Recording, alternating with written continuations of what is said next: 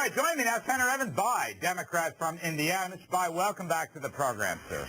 Good to be back, Larry, and I'm happy to know you're back on your medication and no longer thinking about running for public office. All right.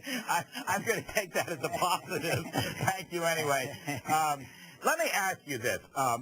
Just briefly, this bonus tax that ripped through the House at 90%, and there were rumors about a Senate bill at 70%.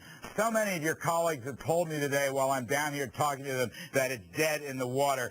What is your take on it? Is it in fact dead in the water? My take on it, Larry, is that people are still upset about the bonuses, but are going to look for a better way than adjusting the tax code to try and deal with the problem. All right, so you think the tax thing they're going to be better. Actually, Tim Geithner has a better remedy. He would take it out of their operations, and he would take it out of their next $30 billion TARP tranche, which I always felt was a better remedy, certainly than a 90% tax rate. Ms. Bayh, you have been quoted, and you've been on a lot of the news shows.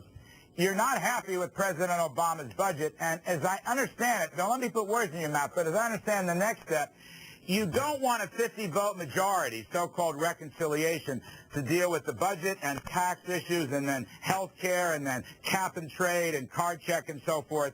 Are you in revolt, sir? If I'm in revolt, Larry, there is no revolt.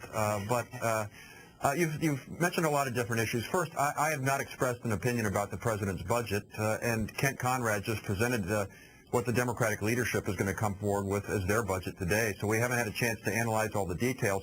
I did vote against the omnibus spending bill, as you know, because I thought that a bill that was about 8 times the rate of inflation during these difficult times was created too big a deficit for us in the out years, not in this year or next year when we're trying to stimulate the economy, but in the out years. And that continues to be my concern about the ongoing budget. I share the president's objectives of trying to do more about energy security, health care, preparing our kids with an education that will enable them to be competitive in an innovative economy. But we've got to do that within the context of being fiscally responsible. And I remain somewhat concerned about the out years. As you know, Larry, if you run a deficit that is growing faster than the rate your economy is growing, eventually that comes back to haunt you, and the markets will revolt in terms of higher interest rates and depreciated currency. That's right. I think you're absolutely right.